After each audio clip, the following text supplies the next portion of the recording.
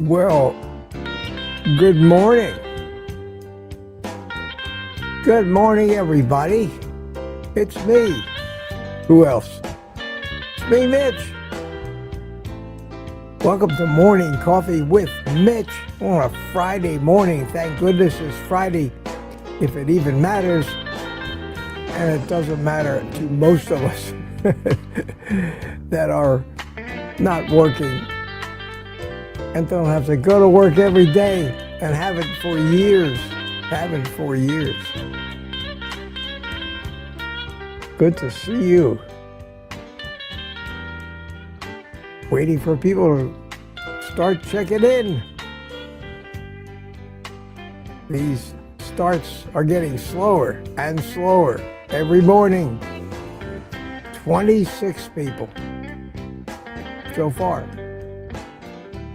So I'm in a hurry. I'm in no hurry. But we'll do it anyway. We'll do it anyway. I see the hardcore. The hardcore is here. And I guess that's okay. So at any rate, if you got it. Wait a minute. There we go. Drink it. If you got it. Oh,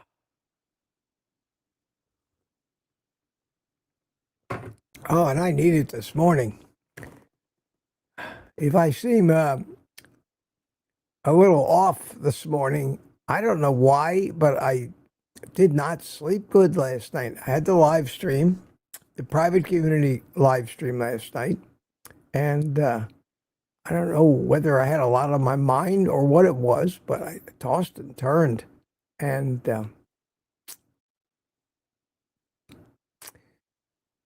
stayed in bed till about 7, which is very, very unusual for me. So I'm kind of brushing away the cobwebs still. I did get a chance when I first got up. I didn't watch any morning news because I, quite frankly, wasn't up for the droning of those anchors that they have on the morning news. They all have exactly the same voice, and it's so annoying. I couldn't take that this morning. I didn't want to hear ads for lawyers and car dealers. I saw a replay of Aaron Booby Goats on Kilts, and I watched about the first half hour of that before I needed to come in here and start getting ready for my little morning show. So congratulations, Aaron. I saw your name in the chat a few minutes ago, and you did a great job. I know it is kind of nerve-wracking doing that kind of thing. It is kind of nerve-wracking. So I haven't had much activity this morning. I see question. Tormir, how are you, boss? How do I become pretty and witty like you? Tormir, let us know how your driving test went. Inquiring minds want to know. We're all thinking about you after you let us know last night that you had that this morning. You had that scheduled this morning.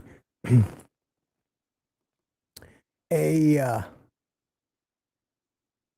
little commentary here. Does anybody in this community actually care about that stupid ranking in our chats of who's number 1, who's number 2? Maybe Rick does, because Rick is number 1. I wish they hadn't done that. YouTube has evidently started that the past couple of days. That has all of the markings of some stupid young kid video game Twitch platform type of stuff. And I don't think it's appropriate for anybody who's serious about anything. Who gives a shit? Who posts more? And if it, I just hope that it doesn't encourage people to just come in here for the sole purpose of feeding their ego and filling up the chat with inane posts that make it harder for me to get through so they can be number one. Yeah, Smoothie 420 says silly kid stuff. It is stupid, and I'm praying that YouTube gives me a switch somewhere that says, do not display this crap. It's annoying. It will only bring out the worst, especially in trolls who love to see their names up in lights. So do me a favor. Don't mention it. Ignore it. I'm going to act like it isn't even there. And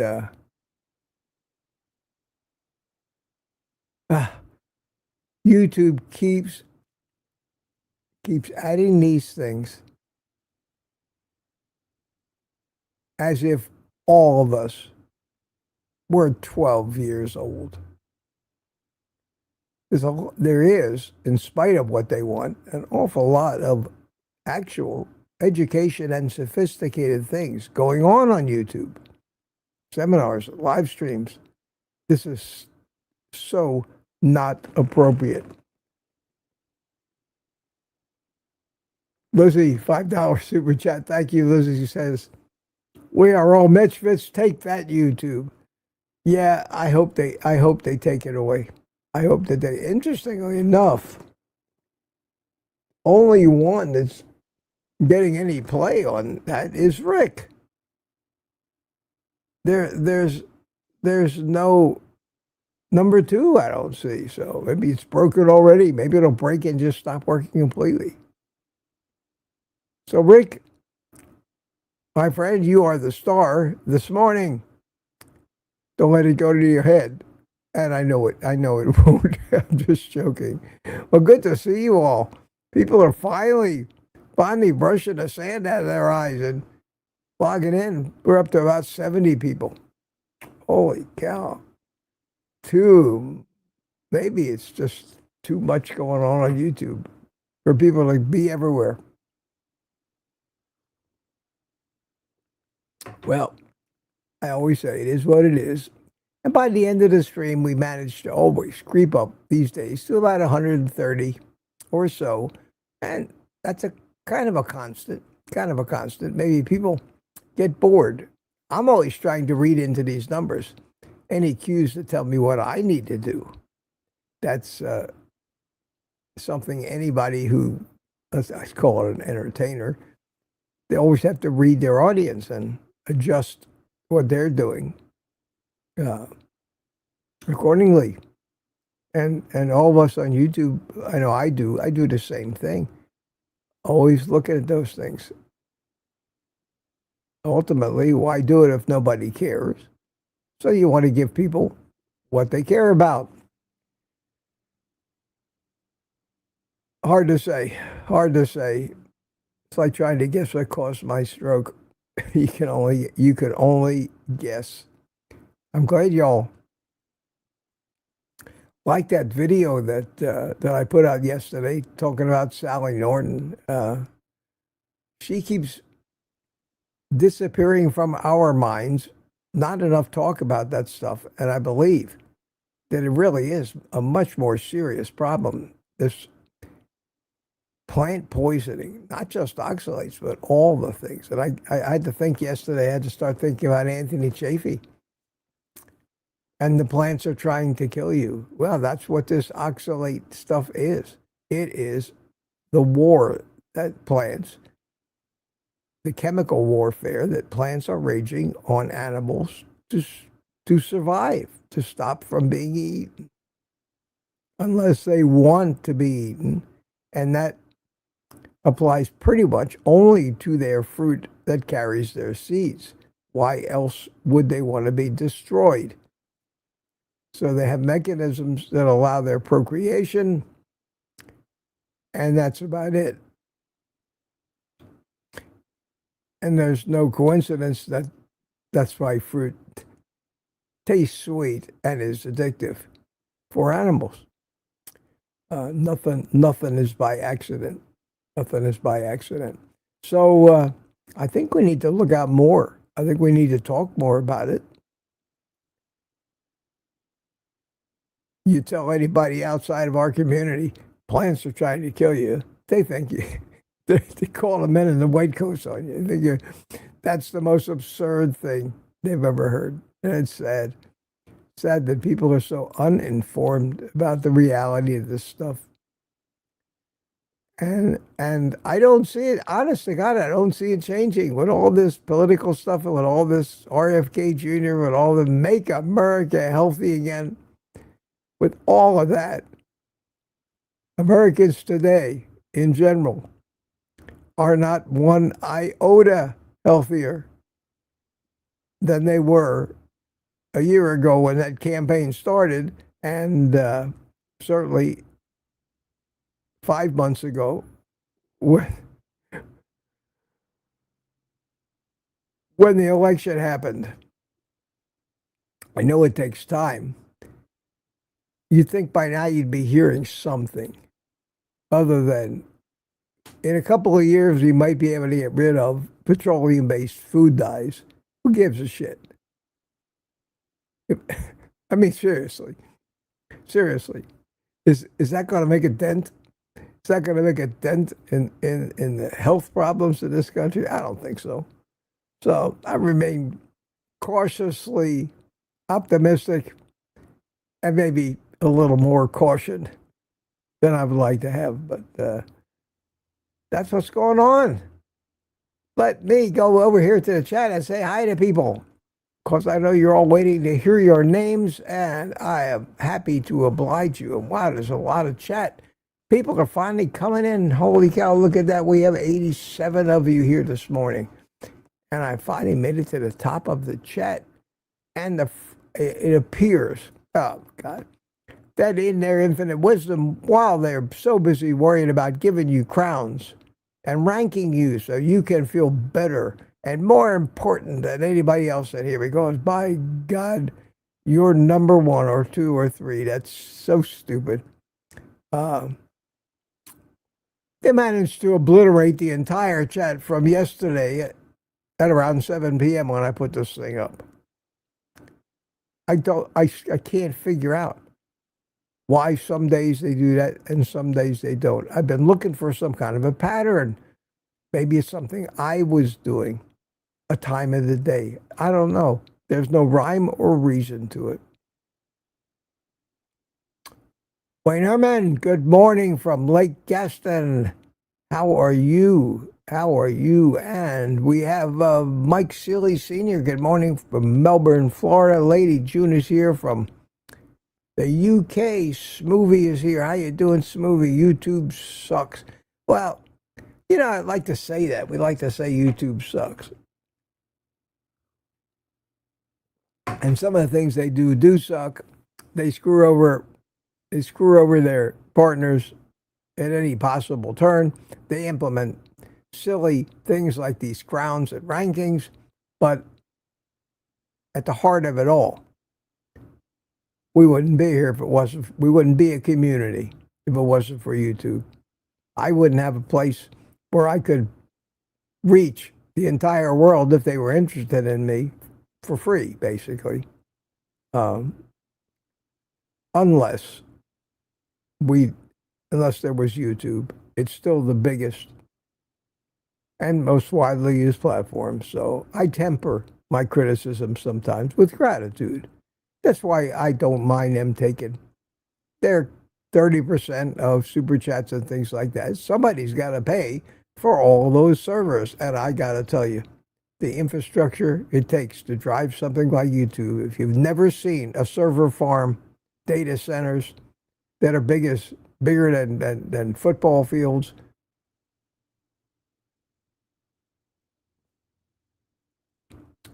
You can't understand. So I will say thank you, YouTube, for allowing me to reach all the Mitch Fits every morning who care to watch. And I'll give them that. But I wish they would stop.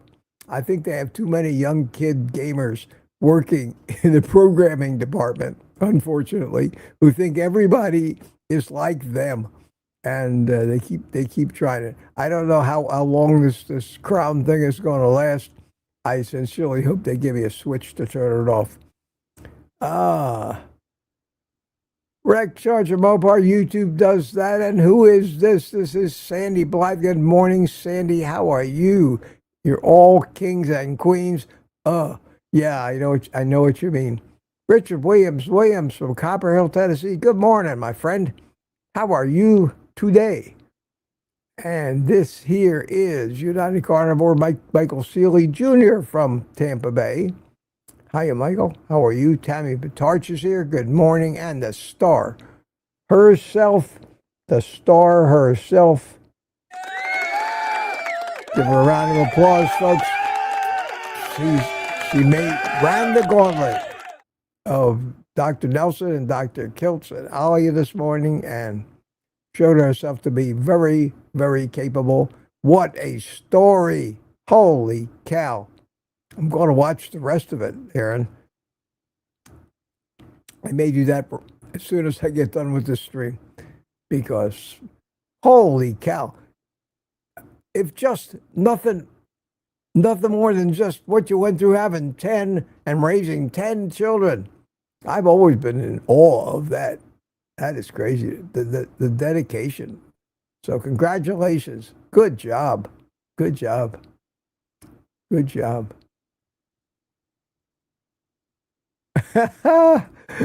And Erin's with us and she says yawn. Yeah, she was up at the middle of the night. They started at 6 o'clock. She's in Tennessee.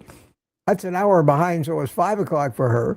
I'm sure if she had 10 kids to get going, she couldn't just get up at 5 o'clock and stumble in front of the camera. She's been up for half the night. So good on you. Good for you. Melissa B is here. How you doing, Melissa and Lori? Hi, Lori. Friday. Good Friday, everyone. Good Friday, everyone. And Claudia Burkick's with us. How you doing? Oh, I missed the bell. I'm right there. It is Claudia. Wow, what timing? No, Claudia, I'm sorry. Oh, I'm sorry, Claudia. You were at 8:29. Oh my God, I take that back. I had to take that back because I don't want to cheat. The actual winner, movie 420, 8:30. This is what happens when Mitch doesn't get enough sleep the night before.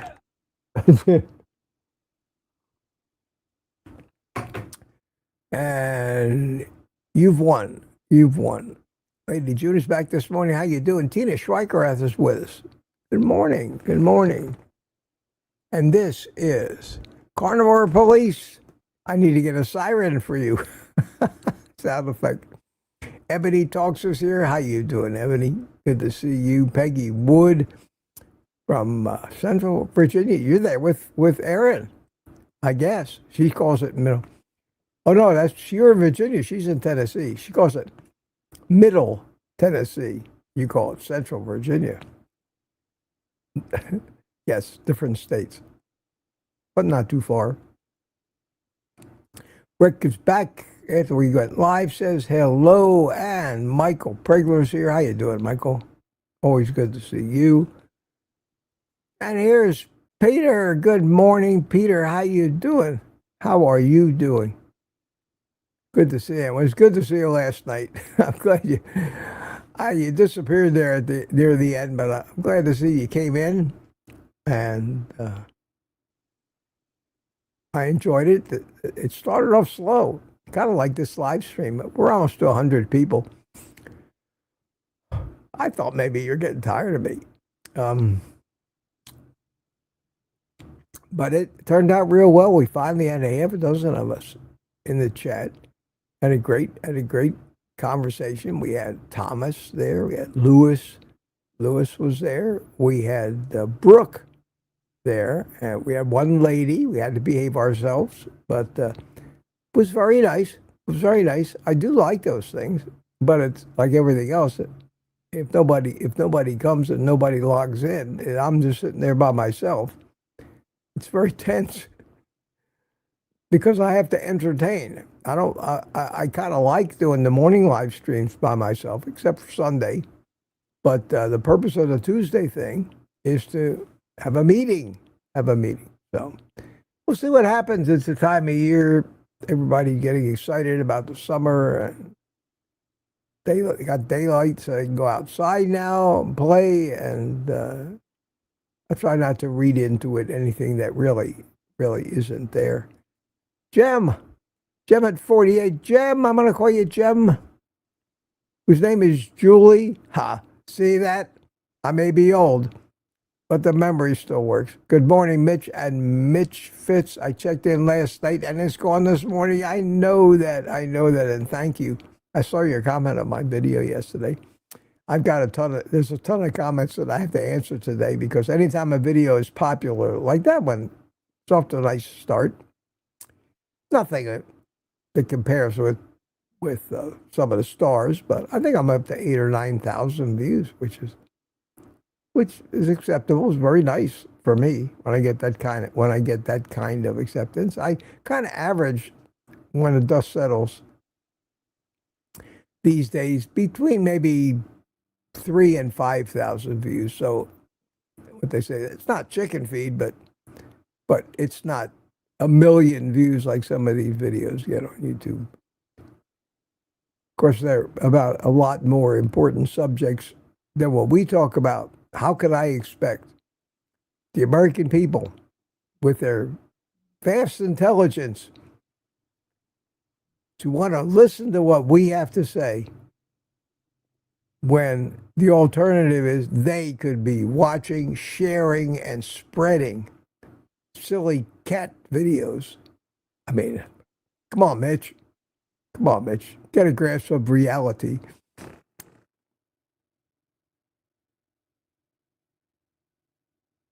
And Peter's back. Aaron, really enjoyed watching you. Yeah, it was really nice. Where is Kiltz this morning, though? The whole time I watched it, he was coming and going. Disappearing and coming back. I see he's down in Florida again. I don't envy him how busy he is. That used to be my life many years ago. It was just go all the time. Go. I'm wearing my reading glasses this morning because I'm tired. And I don't know what the deal is. It's hard sometimes when I get tired. I think I may need new glasses because I can take my glasses off, put them down. And other than the multiple images I see because of things like astigmatism and prison correction, the actual letters, when I take the glasses off that are a little fuzzy now, are crystal clear. And I talked about this. My eyes and my prescriptions have gotten less strong. I think the reason that sometimes when my eyes are tired, I'm trying to focus too hard because the glasses are too strong. Let me try my other ones again. It's ridiculous, but it's a good thing. Carnivore has really helped my eyes. Yeah, that's a little better. I must be waking up a little bit. But I am actually fighting my glasses. And if I get tired, it's better if I actually take them off. The problem is I have astigmatism and prison correction, so I end up seeing all kinds of seeing double. And even though I can see that the letters themselves in the text are sharp, it's hard to. It made me crazy trying to read it because I'm seeing 3 or 4 copies of it. I don't know. My advice to all of you is just, however old you are, put a halt to it. They say, that's it, period. This is as old as I will. From here on out, I will not get any older. I'm just going to live and forget, because this getting old is for the birds. Of course, I guess it's better than the alternative. Aaron is thanking everybody, and now we up to 8:32, and Tuka says, hello, Mitch, and folks, did you pass your test? Tuka, CB Carmack's here. Hi, CB. Good morning from Missouri. I feel like Gregory. Yeah, CB. Yeah, we missed you last night. Missed you and Gregory. Both. It's a question. It's the one from Tuka. How are you, boss? And yeah, motivated. Why am EM motivated? If you're Spanish, you would say EM. Good morning from Playa del Rey, California. Hi, Lizzie says hi. Good morning. Mama Bear is here. If it seems like I'm just wandering today, it's because I am. It is Friday. Mark C is here. Today the guy's coming. I'm having my whole house painted on the outside. It seems in my community they keep inspecting and sending you letters. This needs to be done, that needs to be done. And I feel like I'm back in the Army again. I feel like they'll come in and you want to see if I made my bed right? I get so aggravated by these things. I mean, right, the house, certain areas of the house need to be fixed and painted, and I don't mind keeping it. I want my house to be nice, but I hate to get these letters, like in a place where I pay rent, to have them come and tell me what I need to do. It's like homeowners associations on steroids. One of these retirement communities. It's crazy. You get these bitty, stupid, can't mind their own business neighbors.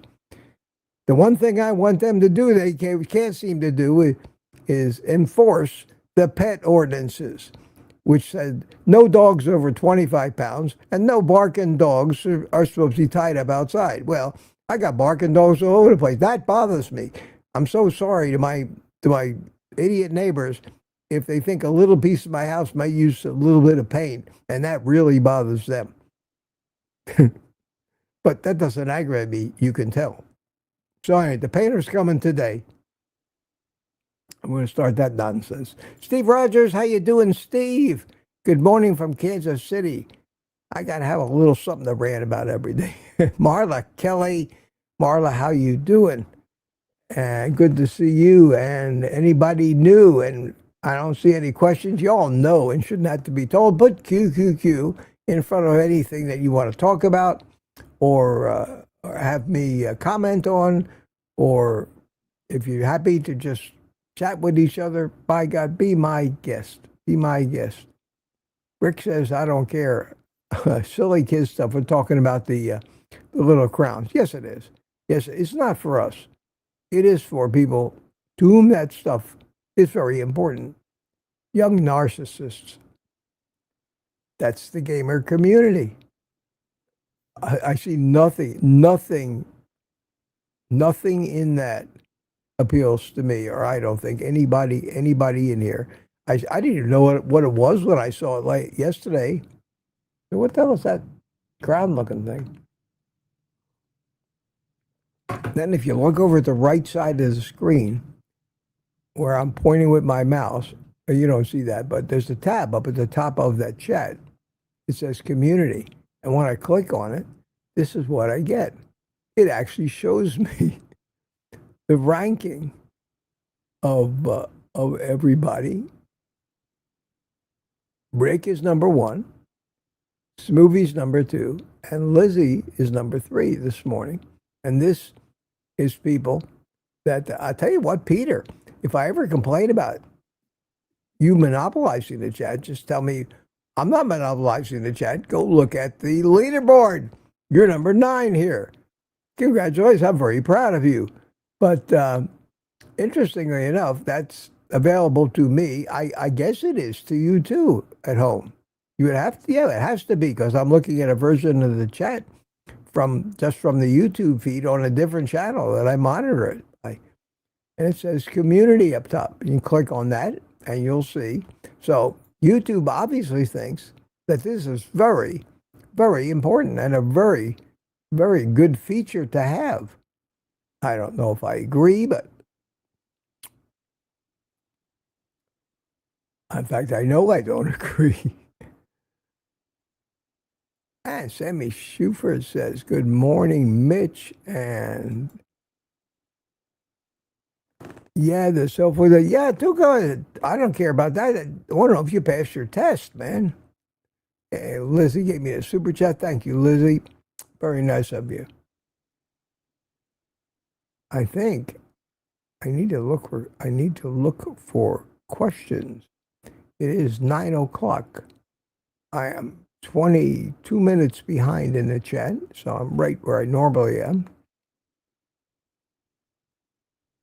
Yeah, everybody's poo-pooing on the member stuff. And here is Fernando Pasos.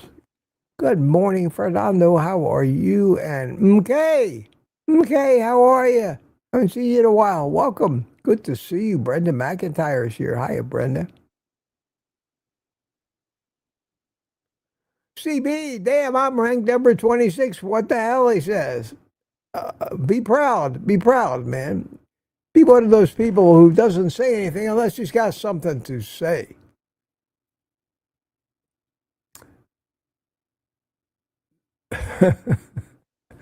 That's all I'm going to say about that. B-Matt is here. Hiya, B-Matt. How you doing? I see everybody is not falling for this nonsense,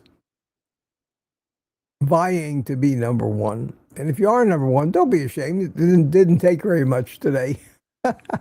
What I don't want you to do is they start the count every morning.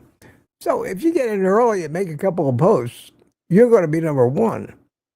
And then people are going to see number one, and you're going to think that they think you're a glory hound, which is not true. Try not to get too deep into the psychology of this, or nobody will chat for fear that they might end up with a crown next to their name. Unintended consequences, I think. Wow, semi-retired Rick, off-grid carnivore. Could you make... Hi, Rick. Oh, Bob, it's Bob. I'm sorry. I tell you, my eyes, everything's blurry. Semi-retired Bob, off-grid. Hey, Bob, how are you? Can you make your name any longer? Wow. Good to see you. I haven't seen you in a while. Welcome. Welcome, man. Good to see you. How you doing? Bill Cook.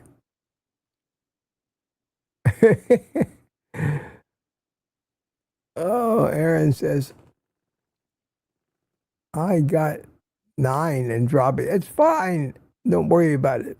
In fact, if the higher the number, the prouder. Is that a word, prouder? The more proud you should be.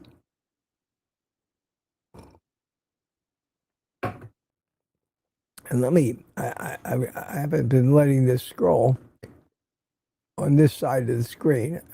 What was this? Oh, here it is. Tuka.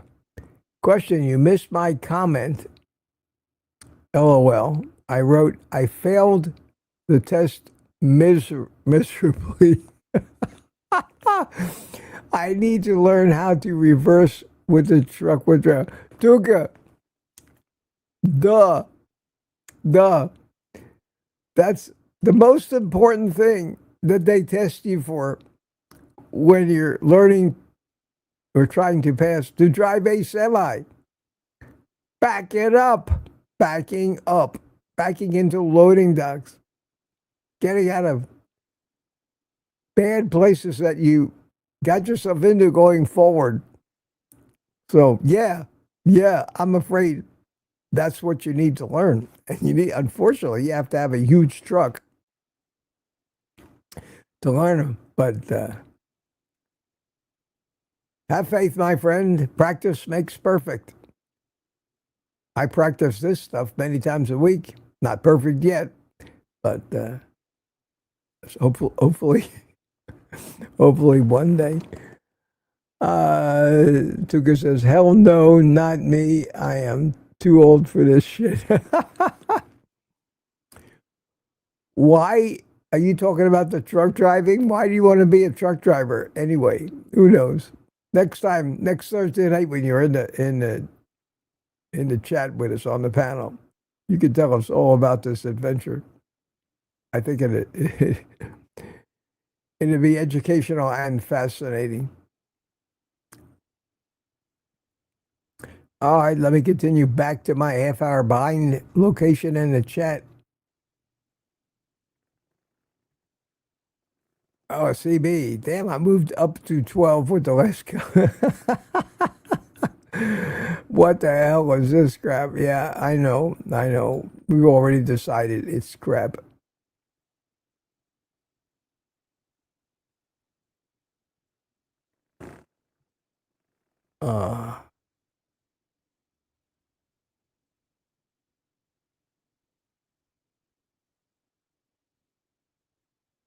Everybody's confused. Now, this is a question from Francine Bourgeois. Hi, Mitch. To all. Have you seen the advert from Dr. Berry about a new doc is called Animal? I haven't talked about that yet. Yep, I saw his video. They ran the trailer and interviewed the writer-producer guy named Feldman.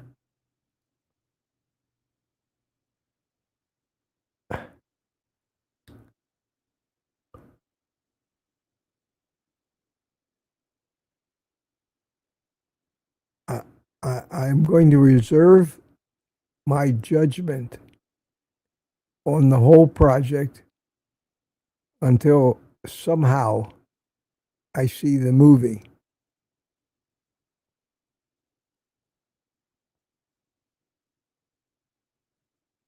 So it's not to hurt anybody's feelings or start any arguments. All I can say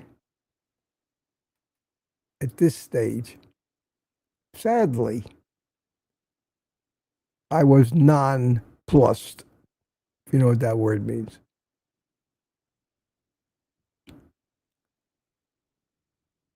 I hope I'll be very pleasantly surprised, because I do want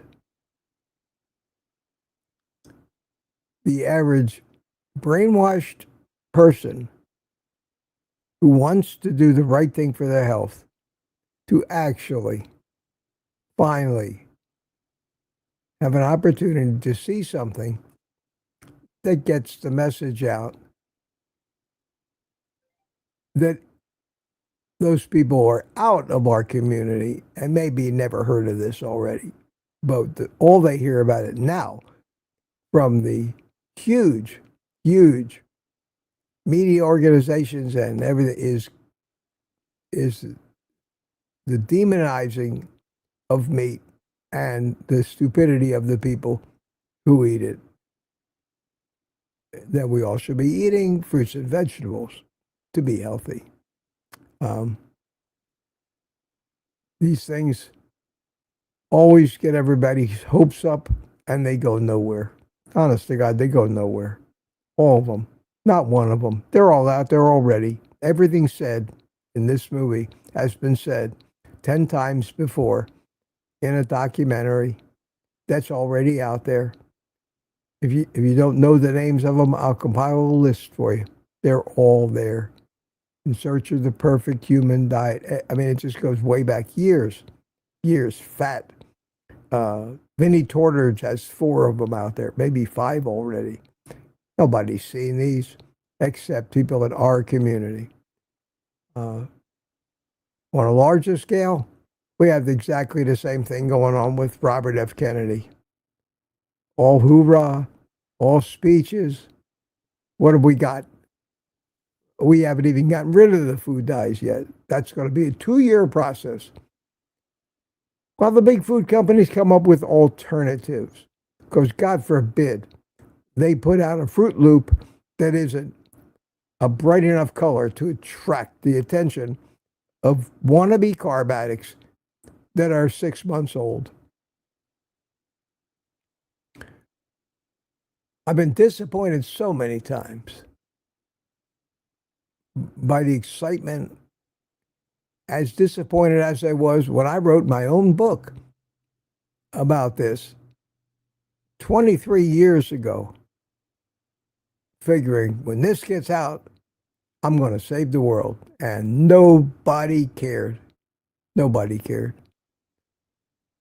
So we dedicated ourselves to talking to the few people who can do something to help themselves personally, maybe, but not likely, even influence people in their sphere and family. But we all know how hard that is.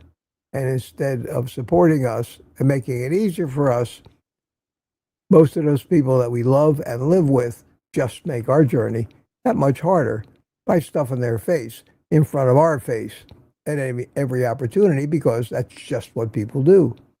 Nobody watches TV at night without a beer and a bag of Doritos, do they? What kind of misfit is that? Well, that's why we call ourselves misfits.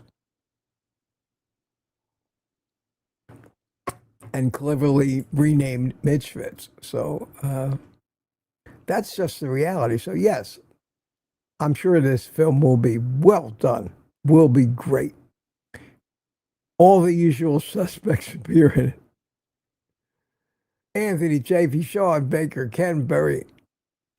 All of this effort is that people like Ken Berry do, and the big guys in our community, not the piss ants like good old Mitch here, but the big guys, the big doctors, the famous people.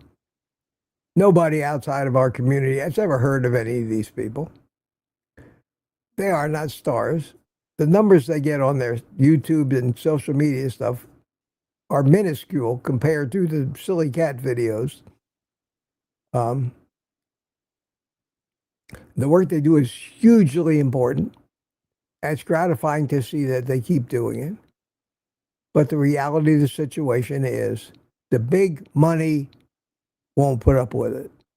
And the big money makes the rules and decides what happens in this world, not revolutionaries. That's for damn sure. So I accepted that. Given the opportunity, I will always mouth off and promote our agenda. But it's naive to think that your next door neighbor, or even the people that live in your house with you, will change a damn thing about their lifestyle and try to overcome the addiction and the propaganda that is hurling them towards losing 20 to 30 years maybe of good life. Because I thought about that the other day. I said, I see a lot of people that are my age that don't do carnivore. Some appear to be healthier than me. And I said to myself, well, wow, Mitch, you've been telling people how great this is. Meanwhile, you had a stroke. You're only 78 years old. Some of these people you know are 90. They're out playing golf every day. They didn't have a stroke. They eat nothing but all those poisonous foods. How do you account for that? That very question is thrown in our face all the time. Well, if you look very close at them, you'll find they're probably on 15 different prescriptions. They put up a good front. But by the time they get 90 years old, unless they're eating a lot of natural whole foods, they're going to be dead. The average age of the American male in this country is now 76, and it's been going down. It's been going down every year. Peter posts, I see my name in red. Everyone here in the Old Guy Carnivore tribe are so warm, caring, and loving, wonderful people. Yes, Peter, we are. Thank you. Thank you for that. If you really want to attract my attention, put at Old Guy Carnivore somewhere in your message, and it lights up red on my screen. And it does attract my attention. Anyway, what I'm saying is these older people are probably eating more like a ketovore diet unconsciously, because that's what we used to eat. Basically, these are the old people that didn't change the eating habits they had back in the 40s and 50s. And yes, they're living to be 90 and 100. But the people I know in my community, the average American Joes in a 55 plus community, at 78, I'm now an elder in this place. The new people that are moving in here are in their late 50s, early 60s, just retired. These people, in most cases, have more illnesses and maladies than I do. So I see, despite the fact that somebody points out one individual as well, look at him, it doesn't extend out to all the people. The people today, and God knows what the kids are going to have happen to them that are growing up now, but the people today who are reaching 50, 60 years old are, I think, in the worst, as an average, in the worst shape that humans that age have been in since we've been noticing it and recording it. I think the number of 60-year-olds having heart attacks, the number of diabetics that are 40, 50, and 60 is astounding. The amount of kidney failures, the amount of dementia, the fact they can't build enough nursing homes, they can't build enough dialysis wards, is a sign of the reality that we're not allowed to know or hear any warning about. So while I encourage them to keep putting the message out there, put out the documentaries, as it stands right now, these things never go anywhere.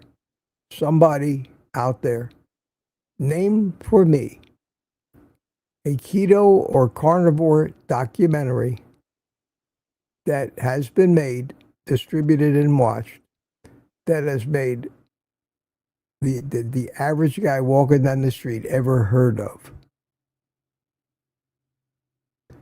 He did hear about a movie called The 40-Year-Old Virgin, however. Everybody, 40-year-old virgin, everybody knows that movie. Nobody knows the movies that deal with healthy eating. They do, however, know, and this is the part that proves that the propaganda is winning. They all know the vegan ones, or at least have a better chance of knowing the ones that go contrary to proper eating, because those are the ones that are funded and promoted and distributed by those industries that make the most money off of our ill health. We all know this. It does bear repeating, however.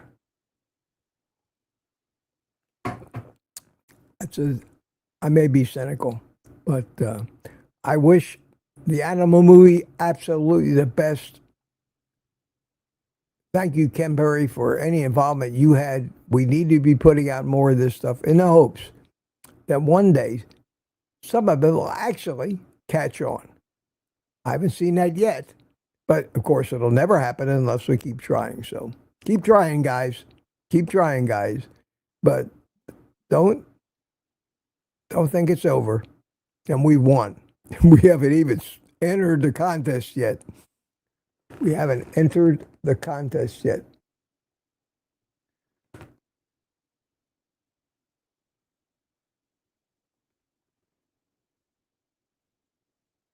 Oh, Brooke. I'm looking at Brooke's comment. Spiritual nomad just came in. In fact, I'm going to scroll way down. I'm going to get down to the bottom of the chat and start interacting with some of the comments. I might maybe.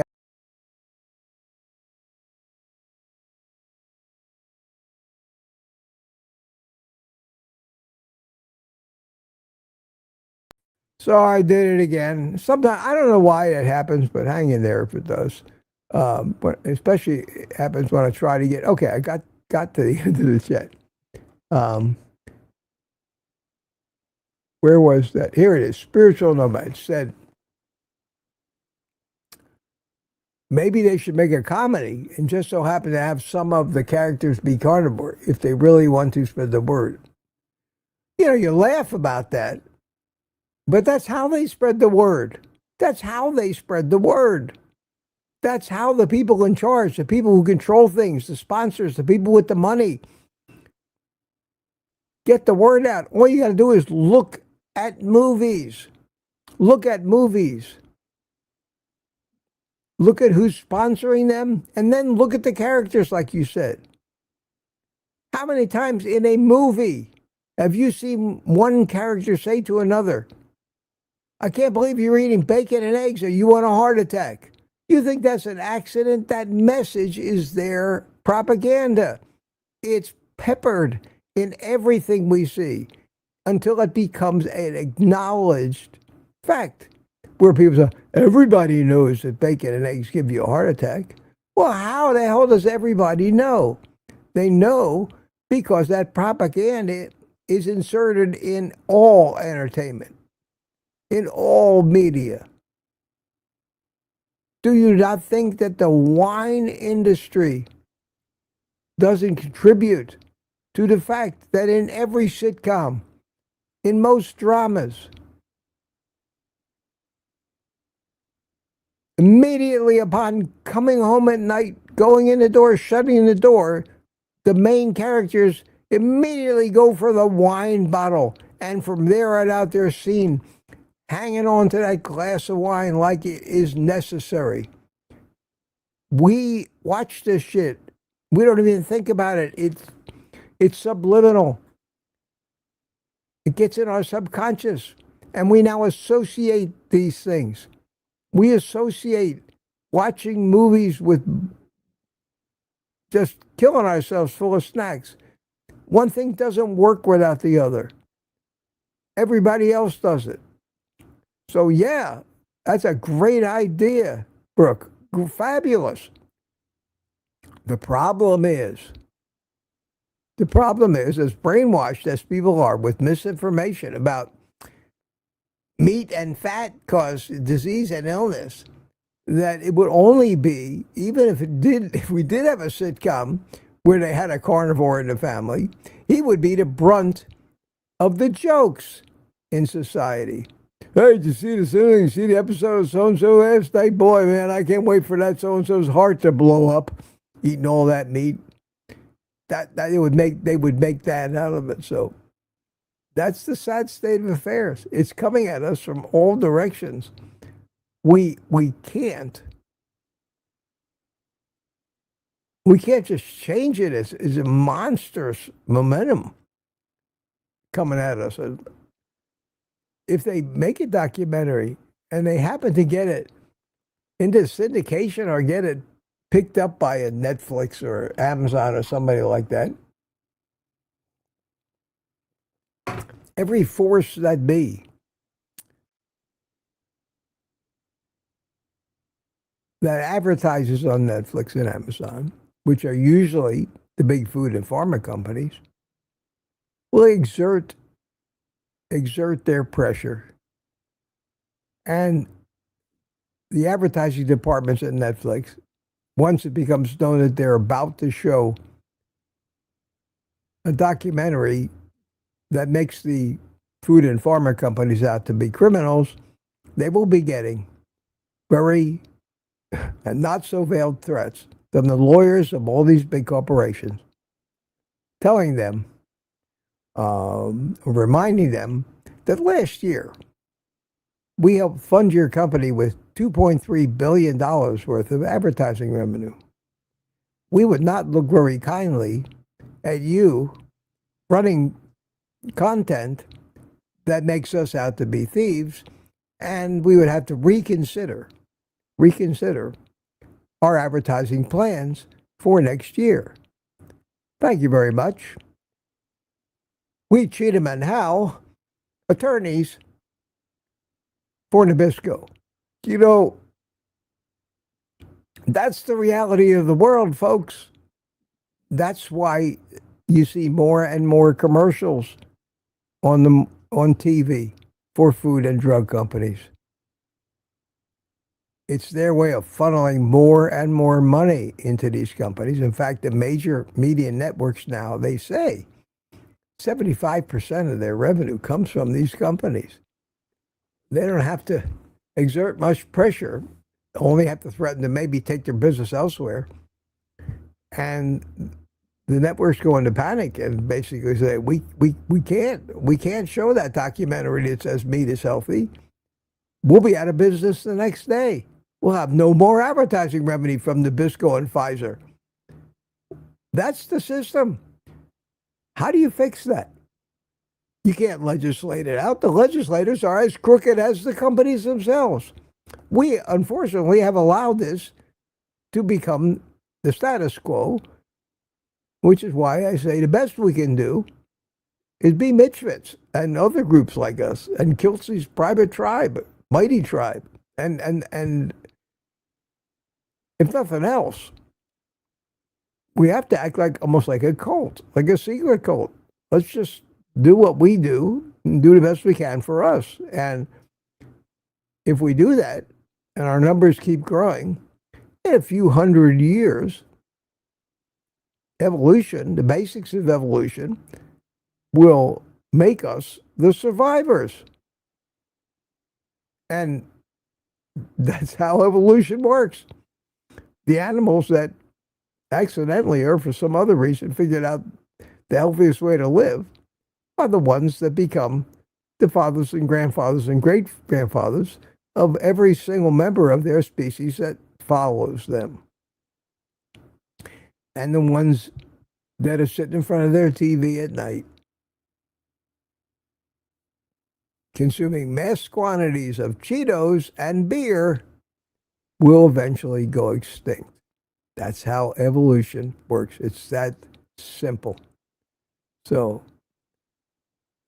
we have to get enough young people to finally realize it so that when they start having kids and those kids start learning, maybe it's going to take 50 generations, 100 generations, but that'll be so far in the future. Maybe something else that came along. We all get run over by a bus. But it's a dynamic thing.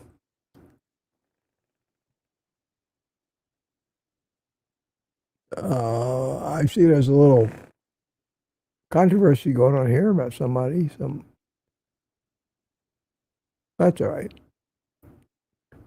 Ricky Lee, Dr. Berry made a video on the sugar diet. Yeah, he did. It was just sarcasm. That I watched that. I honestly think that we're way overreacting to the sugar diet. I don't think anybody, first of all, everybody is already on the sugar diet. So why does anybody care? I don't think it's really a thing. I think it's somebody's punking us is what I think. And we're reacting to it.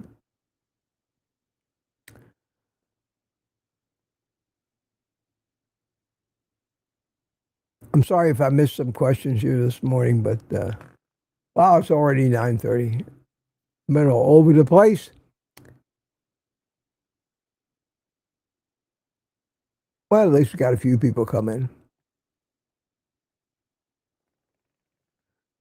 And thank you, Thomas. Says I'm a magician. Now you see him, now you don't. Yeah, some magician. Yeah, I can disappear very easily. I don't know why. What I do that makes that happen.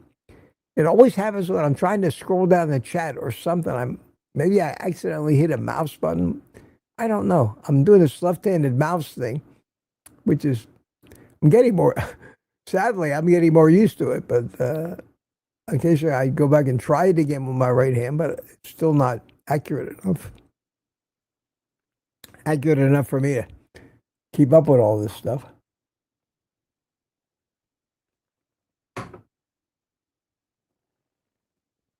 I see Scott just checked in. Good morning.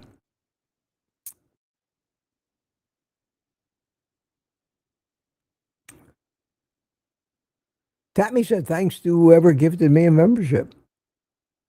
I don't remember who that was.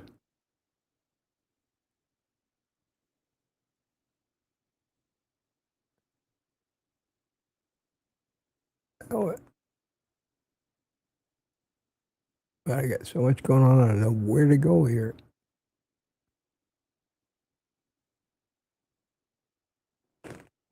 Rick, I never watch movies. I don't know, Rick. These days, movies are my last bastion of entertainment. Uh, most of it is so inane that half the time I find myself rewatching movies that I really enjoyed, mostly 30, 40, even 50-year-old movies. Pre-technology, pre-cell phone, superheroes have been around a while, but just older movies if you want to lose yourself for an hour or two.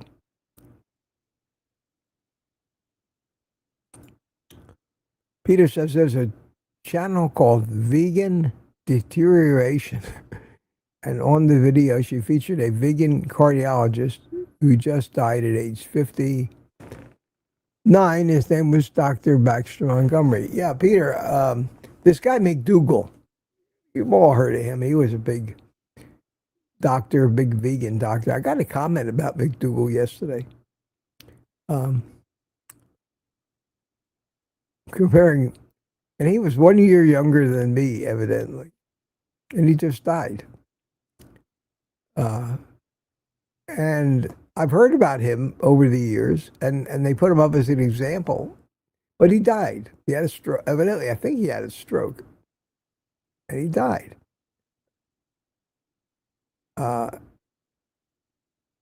And they still use him as an example because he lived to be 77 years old after all. But he died. He died. I didn't. So take that, McDougall. Your vegan doctor bullshit. Take that.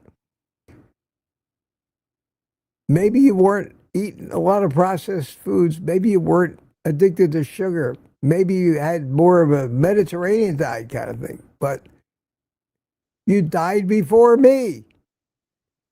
That's the final bit of evidence. I've been eating all kinds of shit all my life, and I became carnivore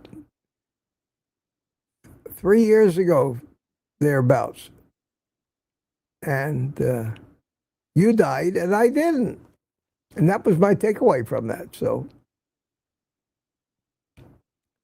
I hope people stop throwing McDougall on our face. So there'll never be no end to these people, and they still, to this day.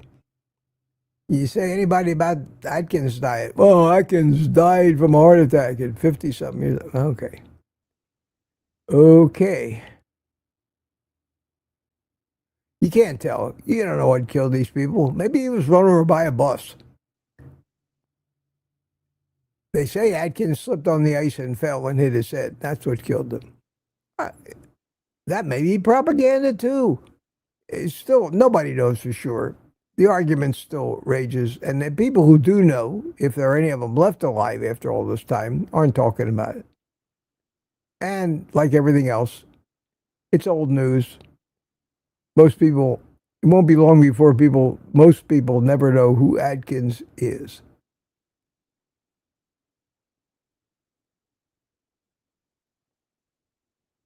DS111, I haven't said hi to you yet. Good to see you here today. I don't watch new movies or TV shows. They're all, yeah, Democrats. Well, yeah, what do you think runs the most of show business on the networks? They're certainly not conservatives, most of them. Even Fox has gone to hell lately.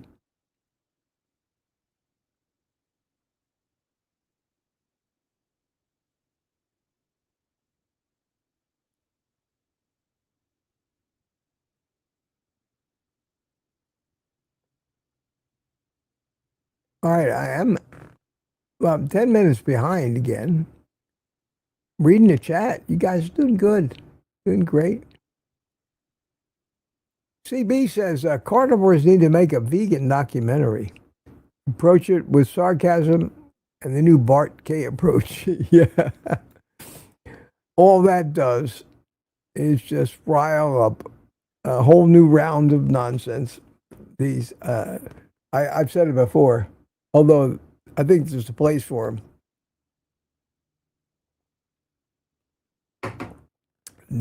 I don't think these reaction videos do much educating. All they do is entertain. And in that respect, it's okay. Sometimes it's entertaining. People like to watch somebody defend their point of view because they then know that they're right, and they like that. Nobody wants to hear somebody tell them they're wrong. And that's what the reaction people are telling you. So the people that react to the carnivore videos are telling you what a stupid fool we all are, or you are, because you believe this crap, and this is why it's wrong. And you should believe me. Then Carnivore comes back in and reacts to the reaction video. And he says, well, when this guy found fault with that, he was wrong because of the other thing. And then once that happens, another vegan has to come back, maybe the same one, maybe a different one, and react to the reaction video. And on it goes. And pretty soon, nobody even remembers who started this bullshit and why they're even arguing. I think it's an exercise in futility, changes nobody's mind, and accomplishes absolutely nothing except fodder for people that want you to think you're a fool, or people who want to think they're right. That's why I don't participate in that particular drill. I'll tell you who used to participate. Joey Schwartz, the world's smartest teenager. Joey Schwartz. You don't remember Joey Schwartz. Some of you probably do. Wasn't that long ago, a couple of years. Joey Schwartz. Carnivore camaraderie. Wunderkind. Turned out to be the biggest idiot that ever walked. But that's what he was doing. He was one of Bart K's proteges and Ken Berry's proteges. And he ended up making reaction videos to reaction videos to reaction videos, and he and Bart K went at it like teenagers. That's absurd. That's absurd. So that's how I feel about the reaction. Ricky Lee says, when's Curry's doc coming out? Probably years. Probably years. It has to be. Curry himself has said to me, and he said in many videos, he had no idea when he started this how long it was going to take, how much money it was going to take, and I think Curry, and I don't want to be speaking out of school and have somebody, especially Curry, who I love the guy, consider him a friend, get offended by anything I say, but the reality of this has hit him. Kilsey teamed up with him, donated a bunch of money, gave him a shot in the arm, I think reinvigorated his efforts, because I think he was finding that the amount of money it takes and time. You know, when they do a Hollywood picture and you hear just mentioned off the cuff, well, the budget for this particular superhero movie was $120 million. It just goes right by it. We don't even think about it. $120 million? What the hell are you spending $120 million on? Well, next time you ask yourself that question, watch the credits. Watch the credits in the movie. Learn what a best boy is. Learn who the assistant to the assistant to the assistant to the assistant producer is. Learn who the caterers are. Learn what a gaffer is. When you realize there were thousands of people had to be paid property to be rented, scenes to be built, sets to be built, studios to be rented, equipment to be bought, actors to be paid huge amounts of money. You say to yourself, how did they even do this for $120 million to make one stupid movie that has a chance of succeeding or not? And here we come. Cecil B. DeMille Jr., me included. I thought I'd write a book. What folly that was. Curry wanted to make a movie, a great movie. So he went out and bought a camera that was acceptable to Netflix. And he started working, and he's working his ass off. And it is such a worthwhile project, and he's got the support of people in the community too. But again, compared to what we're up against, we're amateurs. Amateurs at the game of getting the narrative changed. We don't have the money to throw it around. We're lucky that we have people like Dave Feldman and Nick Norwitz and the Citizens Science Foundation, because that's what it took just to get the first friggin' study funded to show that what we have been preaching about cholesterol all these decades is absolutely wrong and killing people. Who's on the other side of that message? Big food, big pharma, and all their money. Is it any wonder why nothing happens? So the question was, when is Curry's doc coming out? I am a cinematographer. I've been a professional cinematographer in my younger years. Did that for a while. I know what it takes to make a movie. I know all the things that Curry is facing. And then, when it's all done and it's all edited, which by all rights should take a long time, because he's still filming, for God's sakes. When it's all said and done and you've got this movie, you got to sell it. And the choices of who to sell it to, the companies in the distribution aspect of that business, don't number very many. Not significant ones. You got theater chains. You got Netflix, Amazon, so many lesser subscription networks on the internet. But who really is big enough and who is willing to promote your product enough to actually make it work? Just because Amazon Prime has a movie available doesn't mean anybody will hear about it. They've got millions of things available. How is that going to be brought to your attention? And that was with advertising. It costs a lot of money. Somebody's got to be able to make money showing this documentary, which is why so many message things never get out. Where's the profit? So we all have our hopes held high that any one thing is going to revolutionize the whole system that has led us to this dismal state of health. And we're all deluding ourselves, unfortunately. And I don't want to be a prophet of doom, but this kind of thing has proven itself out time and time and time again with all of those great documentaries that are already there. Documentaries from Nina Teicholz, Gary Taubes, people that have exposed the truth 10 years ago, 15 years ago. Ken Berry with the his new Diabetes Society, American Diabetes Society. They put a lot of money and a lot of effort into this.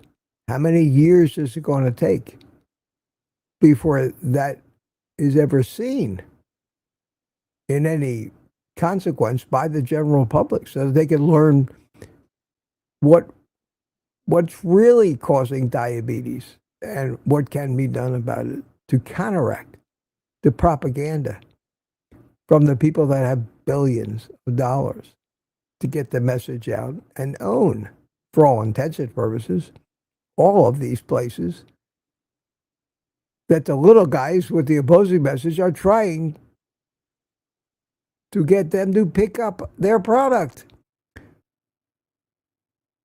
What chance do we have when we go to a news network that's already funded by Big Food and Pharma to say, hey, we got this documentary here that's going to save the lives of all the people because everybody's eating the wrong diet that's killing them and they don't know any better. So we want you to show this on your channel. And they look at that person and say, get the hell out of here. Get that, what are you trying to do? Break us? We get $6 billion a year from Big Food and Pharma. You want to top that? If you can't top that, get the hell out of my face. That's reality. That's reality. So I wish them all luck, and I admire, honestly, God, I don't want to put a damper on their efforts or their enthusiasm. But sometimes I think Larry David, with his stupid show, had the right idea. The title of the show is Curb Your Enthusiasm, and I think that's the operative word. So we can hope for the best, and I think the best we can do right now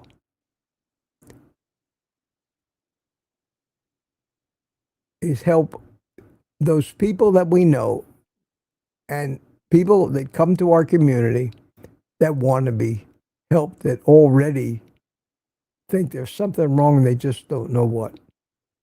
And I say to myself, well, Mitch, what can you do? Nothing. Nothing more than I'm doing. And if I just have to be happy with the fact that if I can, whenever I die, if I can be on my deathbed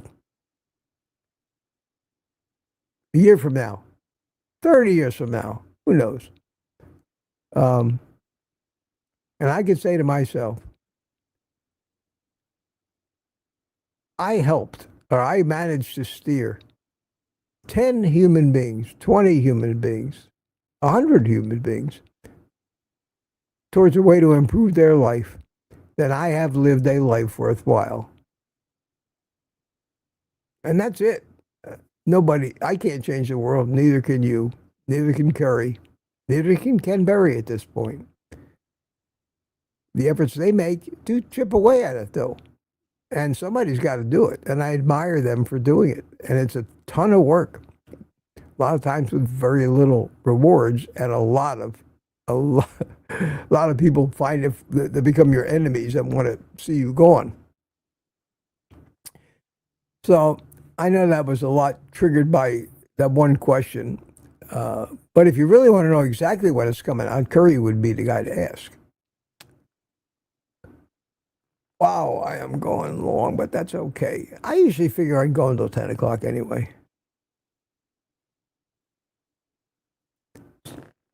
Greg. Hey, Greg, how are you, man? Good to see you. Greg said there's no money for the corporations in promoting the eating a proper diet. They will lose billions of dollars, and they know it. It all boils down to what's in it for me? Human nature. You ever heard anybody say that to you? What's in it for me? Me. That's the human condition. Sounds nasty, but it's reality. In the final analysis, your prime driving, motivating force is to look out for yourself. And you generally find if you don't do it, nobody else does. And the tougher times get, the more you notice that everybody's looking out for themselves. That's nature. That's survival. Those are our basic driving forces. We can't make them go away. We tried. We wrote a song called Kumbaya. Has that saved the world? No, I don't think so. It's a jungle.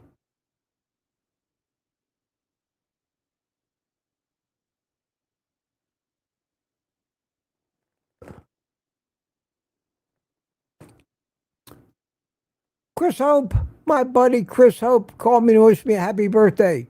A little late, but called me nonetheless. I count on it every year. Chris Hope is a drone friend of mine, and he checks in on me. I love him. Thank you, Chris, if you're still here.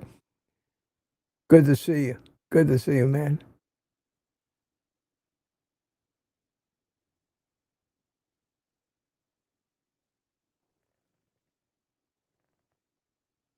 Meanitude says, I don't need a carnivore documentary. I'm already a believer, and I share one-to-one with people who ask. That's all we can do. You're so right. That's all we can do. Making the documentary is the easy part. And keep in mind also, while we're talking about these documentaries, what makes you think that there won't be 100 reaction documentaries and videos to it, produced by people who have the money to really produce something professional and convincing, because there's no end to the depth of the propaganda that they have, although not true, is very, very convincing. Phony studies. Phony studies. That's the biggest bane to the science of nutrition, is that most of the so-called studies are propaganda. They're bogus. They're manipulated. They're conflicted. Yet they're in journals, scientific journals of the American Medical Association, say that eating red meat causes diabetes. That's bullshit on its face, but nobody believes it. Sugar doesn't cause diabetes. Red meat does. You hear that often enough, you might start to believe it. We know it's absurd. How about what plant toxins do to you? All these so-called healthy superfoods like spinach. We just went over that yesterday about the sheer havoc those oxalates rain down on your body and how excruciating it is just to get rid of them. Does anybody know that? Has Sally Norton gotten the word out? She can't. You can't go against these people. They have the money and the resources to squash you and your message, at the same time elevating their propaganda to a new level of believability because they have just squashed your message. And then come back and brag about it. You see, we've proven that this carnivore diet thing is a deadly diet and should be avoided at all costs. It's everywhere, and we're trying to fight it. We're pissing on it is what we're doing. We're pissing on a forest fire. I know this all sounds negative, but until you accept reality, how can you fix it?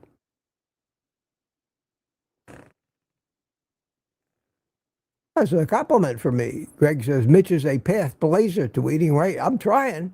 And despite all the things, all the pitfalls I know about, I finally decided and managed to get back to what I did for 2.5 years and forget the sugar, forget the ice cream, forget the treats.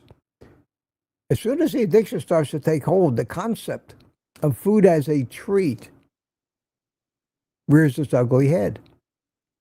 Food is not a treat. Food can't be viewed as a pleasurable experience, even though eating good food is pleasurable. It can't be eaten for the neurotransmitter response, I'm afraid. It's eaten for the nourishment, which is why you don't dream about it all day when you're a carnivore. You don't even think about food. So you feel a little pinch of hunger. Not so when sugar is involved. I know that because it got hold of me and wouldn't let go for a couple of months. Where did I get it? In the hospital. Thank you, hospital. Obviously, you care about my health. You almost killed me. And you certainly set me back on a path towards killing myself eating ice cream and stuff like that. Sweets. Sweets. Because they're a treat. And even I made videos saying, it wouldn't be so bad if I had a treat once in a while. That shows you that common sense and intelligence take a back seat to addiction. And we have the power, no matter how smart we are and how much we know, or have proven to ourselves in the past, we have the power to say stupid shit and believe it at the time. I see. I have Cordelia bought me 5 coffees. Thank you, Cordelia. Cordelia says, thank you for everything you do for the carnivore community, Mitch. You're very welcome. Thank you so much. Thank you so much. Tristan bought me a coffee yesterday. Someone, I don't know who it was, bought me a coffee yesterday as well. I may as well give them a shout out too. Thank you, my friends. Always appreciate that. Always appreciate that.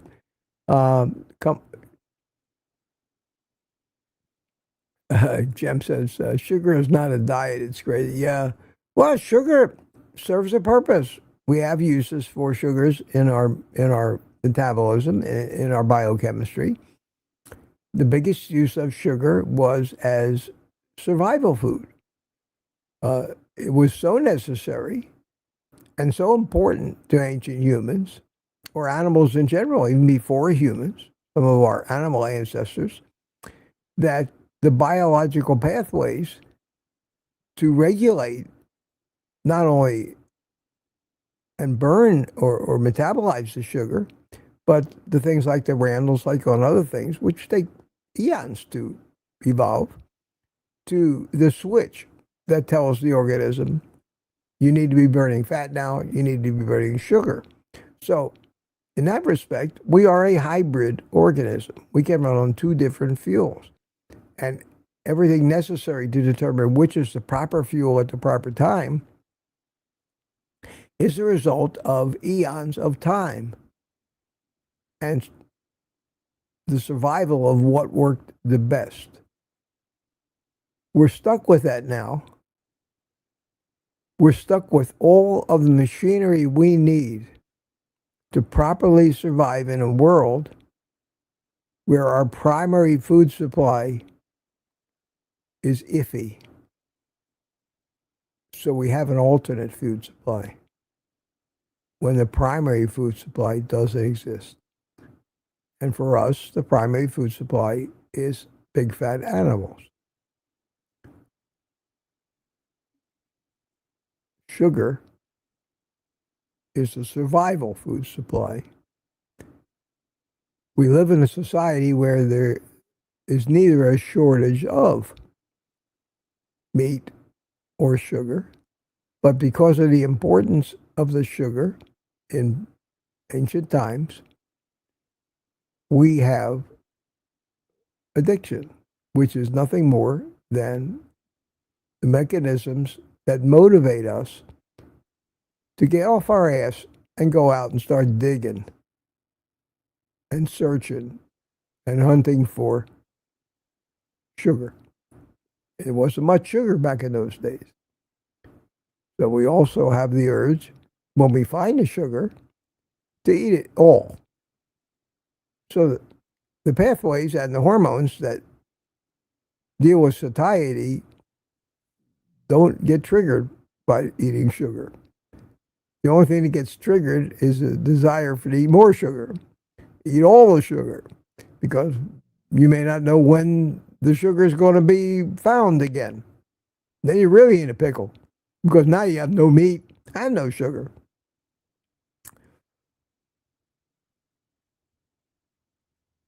And that's the root of addictive behavior, and we're all subject to it, and we have no control over our thoughts when the imperative to survive comes into play. And if any of us think that that has changed in the last 50,000 years since the cavemen, we're fooling ourselves. It takes longer for the programming and the genetics to change in that much of a meaningful way. So we're an addicted species in a land of plenty, and we're gorging ourselves on crap and shortening our lifespans until finally one day we won't have to worry about the damage humans are doing to this planet.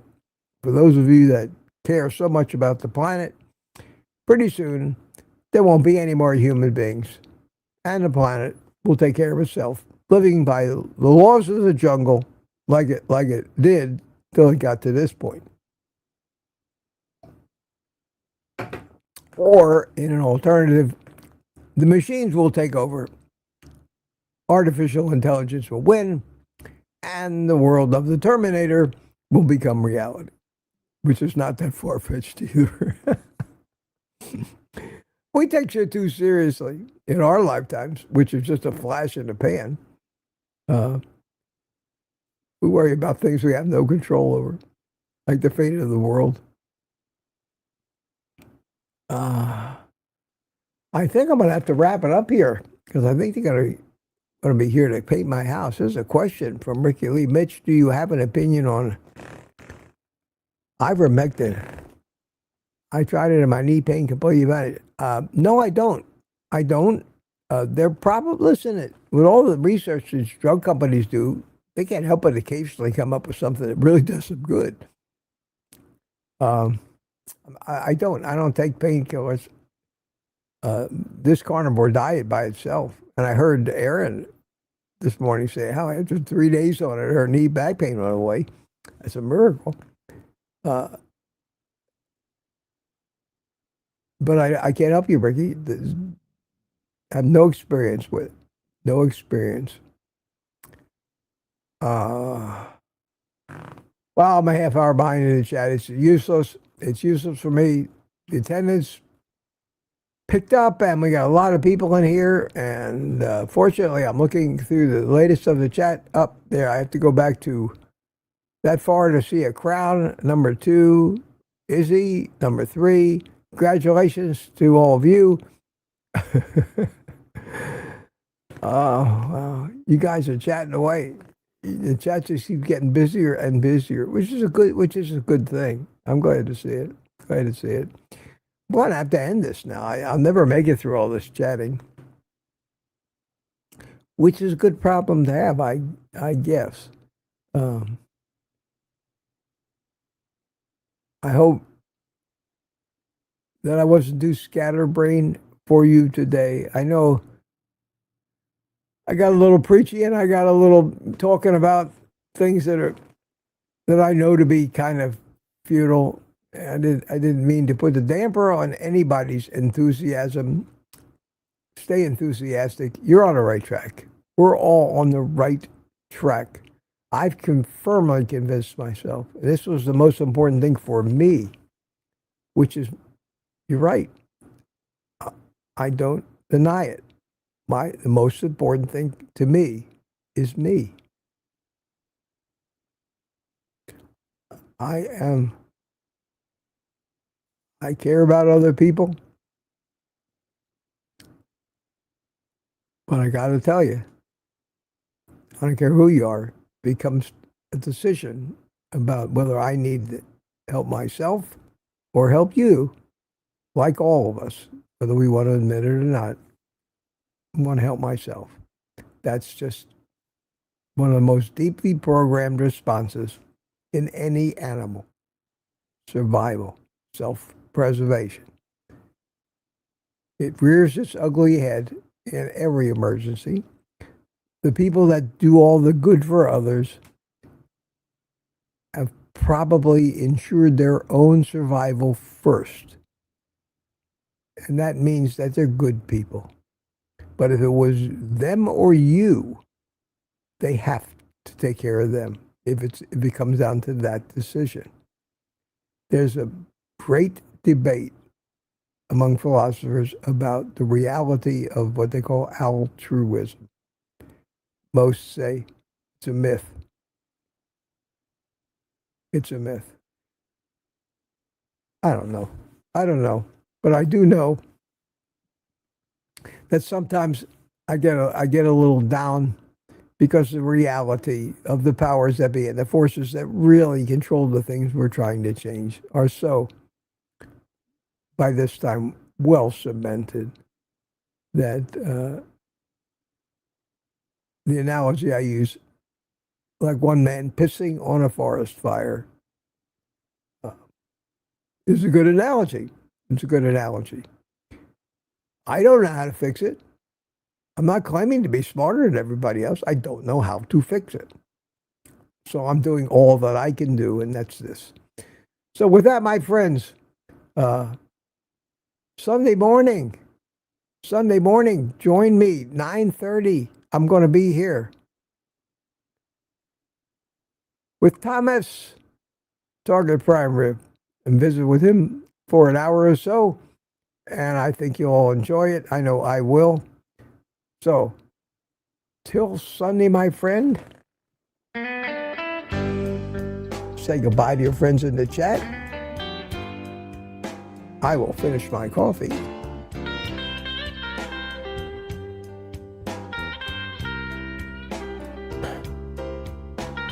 Bacon, baby. How did I miss you? We have somebody here named Bacon, baby. I love it. Says bye, Lizzie. Says bye, father of United Carnivore, Mike Silly Sr. Says goodbye, Jem. Says bye, Mitch and Mitch Fitch. Have a great weekend. Yeah. See you Sunday morning. Lori giving us dancing and music and applause and waving and a Canadian flag. Thank you, Lori. Good to see you. Good to see you. Brooke says, Old Guy Carnivore, bye. Jeff Johnson, the name you know, bye all. Shut up. Pamela Suarez didn't say hi to you either. Bye, Mitch and everyone. I am so sorry I missed all that chat. Been very, very busy. Larry Bolt, keep going, Mitch. Yeah. Hi, Larry, welcome. Tanya's here. Tanya, Kitchen Witch. I didn't see you before, Mitch. Love you, she says. Brian Dish is here. Fly fisherman. Have a safe and nice trip back, CB. Super, super. Ketone Seeker is here. Says eat meat. Roxanne friend, bye all. Lisa Turner, thumbs up, guys. Danny in Boston is here. Happy day all. And the last entry I see in the chat is Smoothie420. Take care, Mitch and the Mitchers. Have a great weekend. See you at Rick's house tomorrow morning. Okay. I'll see if I can't stop in and say hi. Spanky, you're late. Spanky's jumped. How you doing, Golf Addict? And that's about it. So as the music ends, I'll get ready to say goodbye. In fact, I won't even wait for the music to end. I'll just fade it out because it'll keep going for a while. Oh, I played the wrong song. I meant to play the happy music. That's the song. All right. Sorry, guys. I need another cup of coffee.